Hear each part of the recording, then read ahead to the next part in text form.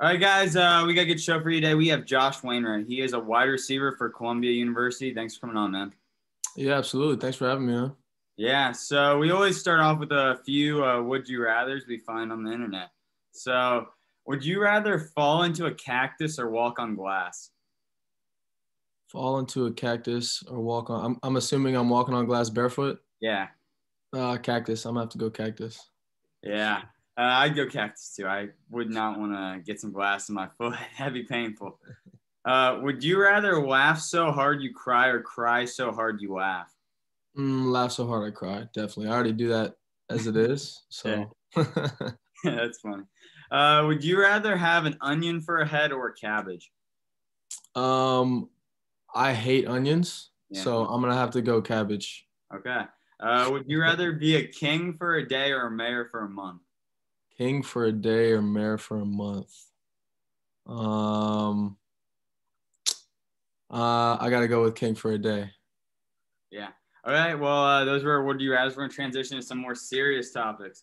Uh, so, going out when you were in high school, you were getting recruited. What was that process like for you, and what made Columbia the school for you? It's recruiting is it's busy, right? It's you got a lot of schools, a lot of coaches reaching out to you, and you're trying to do your part, as a player to reach out to a lot of schools and a lot of coaches yourself. So I remember in high school, I was a little bit undersized. I thought that I wasn't really getting the recognition that I deserved at the time, and so I was doing a lot of reaching out, sending films to some bigger programs, bigger FBS programs that weren't really giving me much attention. And I was just doing everything I could to get my foot in the door and try to get these coaches' attention.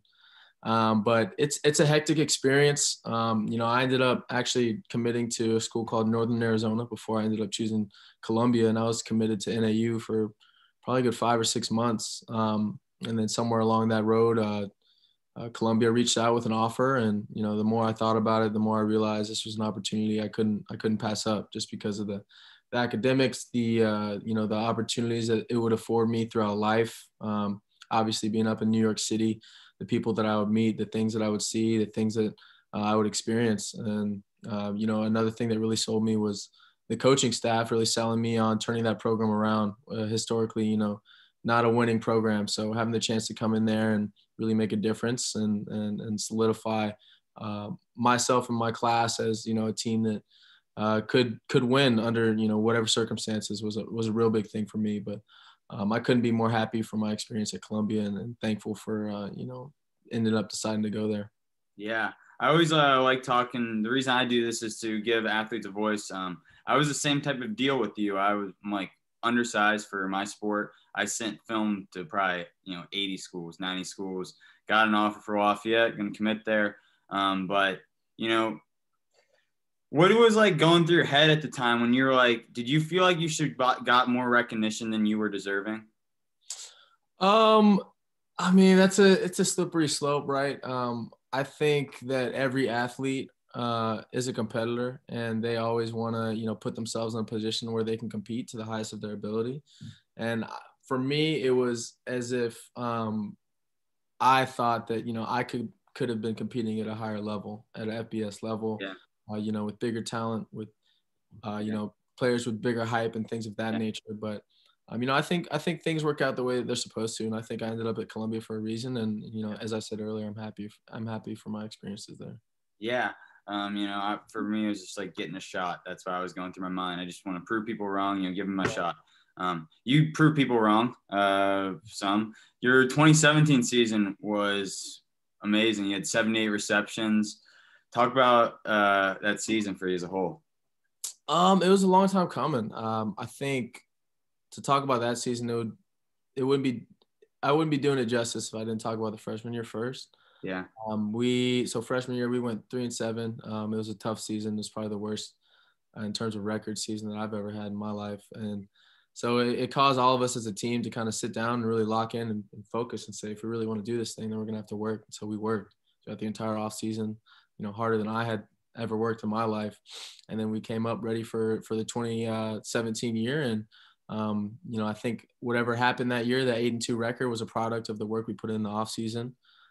Personally, I broke a lot of the goals that I was looking to accomplish. And as you mentioned, 78 receptions, that was a big deal for me that I could help our team in that way. I felt like we had a lot of chemistry on the offensive side of the ball. And, I wasn't the only one making plays. There were a lot of guys around me, a lot of receivers, running backs, our quarterback, Anders Hill.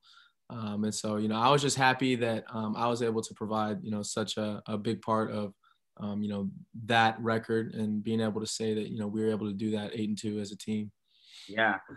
So after coming off like that career year in 2018, you tore your ACL. Talk about that recovery and what it took to make that bounce back. Yeah. Well, first and foremost, I wouldn't wish a torn ACL on my worst enemy. Going through that, it was, and especially for me coming off, a career year, and then being hurt in the first quarter of the first game of the next season, it was just kind of going from the highest of the high to the lowest of the low in the split second. And so it was a lot of work, not being able to walk for a few weeks post-op, all the rehab that you got to do to, get your body even to a semblance of, where it used to be pre-injury. But, it put a lot of things in perspective for me. It showed me that, football isn't the end all be all, even though, that's what everybody loves to think, in every sport growing up. But it also showed me that, the time that you have is very limited in terms of, being out there with your brothers or sisters on an athletic, competitive field.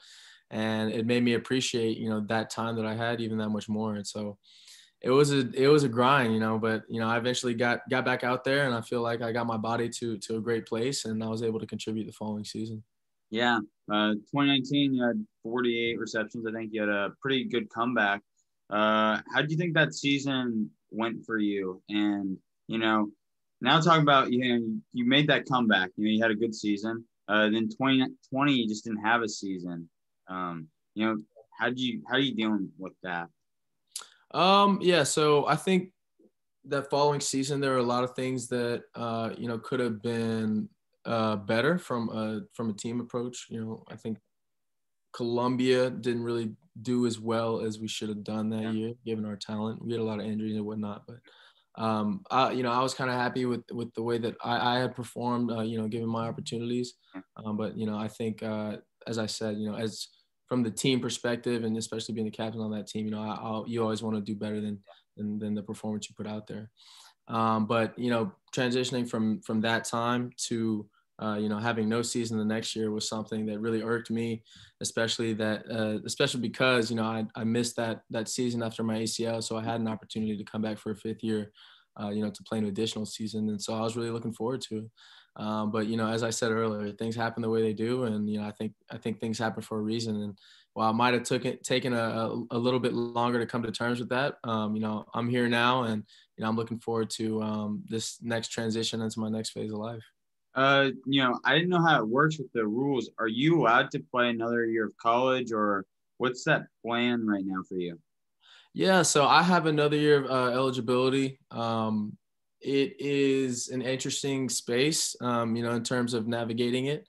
I'm still kind of, thinking about my options, what I want to do moving forward. I've been in the gym working out, I've been on the field working out just to keep my body up to par. But it's a tantalizing choice in front of me. There's a lot of different directions I could go. Being this far removed, a year and a half removed from school is, it shows you a lot of things, about life that you've missed because you've dedicated so much time to your schoolwork and to your sport. So I'm still in the midst of, thinking about those opportunities, and I think I'll come to a decision here pretty soon. Yeah. Back in 2020, you were on some draft boards for this upcoming draft class. What are you trying to work on right now to make it to that NFL down the line? Yeah, I think it's just always going to be for anybody with those aspirations in mind. It's always going to be a grind, an uphill grind, because as hard as you're working, there's always going to be another guy that's going to be working just as hard, if not harder than you. So I think for me, especially when I was thinking in terms of reaching that next level, it was always in terms of getting bigger, getting faster, getting stronger. I've always been a little bit shorter, and so that can be combated by being quicker and being being able to take advantage of your speed more so than your opponent. So that was always things that I was worried about. quick twitch muscles and whatnot, explosion. Technique is a big thing for me as a receiver. So just kind of taking care of all those things, letting the rest, my game, take care of itself. Yeah. What do you think was your favorite football memory to this point in college? Oh, interesting. There's a couple that come to mind. I think in that 2017 year, there are a couple moments. Early on in the season, our third game, we beat Princeton for the first time in forever. And Princeton's always a very highly touted program in the Ivy League. Not first time ever. I apologize. That's not true. But it was the first time in a long time that we had beat Princeton at their house at that. And so that was a huge moment. It was a walk-off, 60-yard touchdown pass. So my teammate Ronald Smith. And so that was kind of the moment that put us on the map. But, I think selfishly, my favorite moment all time is against Penn that same year, 2017. We went to overtime, and it was a crazy game from start to finish. And I ended up catching a game winner from our quarterback, as time expired in overtime. And, the fans rushed the field, and there's 10,000 people on the field. They hoisted me up and whatnot. So just being able to provide that experience to all of our alumni. I talked about, historically not being the most winning program. So having all those guys, all our fans, coaches, players, teammates, being able to celebrate in that moment with them was a huge thing for me. And so I think of all the things that I've experienced in my career, that's definitely number one. Yeah. Talking about alumni, it was kind of funny. I had Josh Martin. He played for Columbia. He played for the Jets. Okay. He came on. It's kind of funny. I feel like a lot of Columbia guys that you see them in the NFL more than most schools in the FCS. I don't know how you feel about that, but it just kind of feel like for me over the years I've dealt with a lot of people like that. Yeah. I mean, there's a couple, right? There's a couple notable ones. Josh Martin being one. Marcellus Wiley's another big one, and he has that show "Speak for Yourself" right now. Yeah. But they both had illustrious careers in the league, and obviously they were legends in their own right at Columbia. So very interesting. I think you're right. Yeah. So before a game, what are we listening to? What are we bumping? Oh man, that's a tough one. I think that changes game to game, honestly. But I'm a big, I'll put on some Drake. I'll put on some. Did you like his new 3 songs he dropped? You said what? Did you like his new 3 songs he dropped? Oh yeah, of course I did. Of course. I mean, they went top 3 Hot 100, so you gotta be. But I think it changes. Really anything to get the blood flowing. I'm a fan of. So yeah, I don't think there's anything in particular, but I'm a big pregame song guy. Yeah. Okay. Did we make a bracket for March Madness? We did. How busted is it? It's pretty busted. It's not the best. I mean, it's not as bad as some people's are. But I had Illinois in my Final Four. I'm still hanging on to the Gonzaga, and I think one thing that may end up making mine win is taking Alabama to the Final Four. And Bama's playing really good right now, so they have a chance to win that bracket. And if they do, then I'm still in contention. Yeah, mine was killer at Ohio State in the Final Four. That was a killer for me. That was a rough one. That's tough. Yeah, we have in our bracket, we have like 100 people. We have guests on the show and everything on. The loser of the bracket spent 24 hours in an IHOP, so that's a rough one. Jeez, I think I saw that somewhere as well. That's funny. Yeah. That's funny. Yeah. What's your favorite thing you think to do off the field? Off the field, I like to just hang out. I live in Austin, so it's a common thing for people to go down to one of the bar districts downtown and just grab a drink with some friends during the day and just kind of hang out and have fun, enjoy each other's presence, listen to some live music. Yeah. But being in Austin, I've always been a fan of music and live music especially. So anytime I can go out and see someone perform, I'm more than willing to do that and just enjoy the vibes, enjoy the open energy. Austin's a great town. My family's from Texas, I love it. Okay. Very cool. And they got the MLS team coming there soon, so big things coming there. Oh, you don't even know. I'm so excited. I can't wait. Yeah, I'm excited for that a lot too. They tried to steal our Columbus crew from us, but at least they got the team. They're chilling. Final question is probably the hardest one. How do you want people to remember yourself when your football career is over? Oh man. Yeah, that is a doozy.